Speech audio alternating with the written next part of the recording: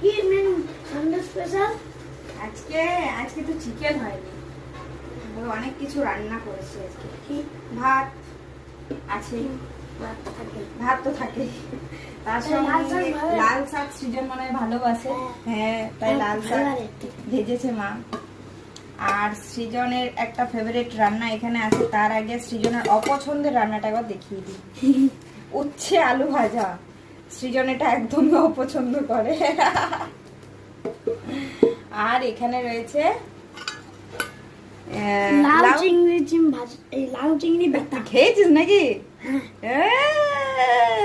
আমি বাথরুমে ছিলাম তখন, বাবা আমাকে দিয়েছিল। হ্যাঁ, লাউ শাক চিংড়ি দিয়ে বাটা, দারুণ লাগে, দুর্দান্ত খেতে লাগে।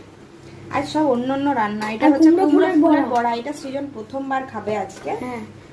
সাথে রয়েছে এখানে ট্যাংরা মাছের ঝোল, কাঁচকলা, পেঁপে, আলু দিয়ে।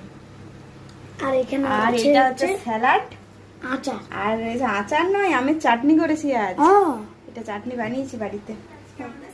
Special lunch menu. চলো এবারে লাঞ্চ করে নেবো, সেজন্য খুব খিদে পেয়ে গেছে।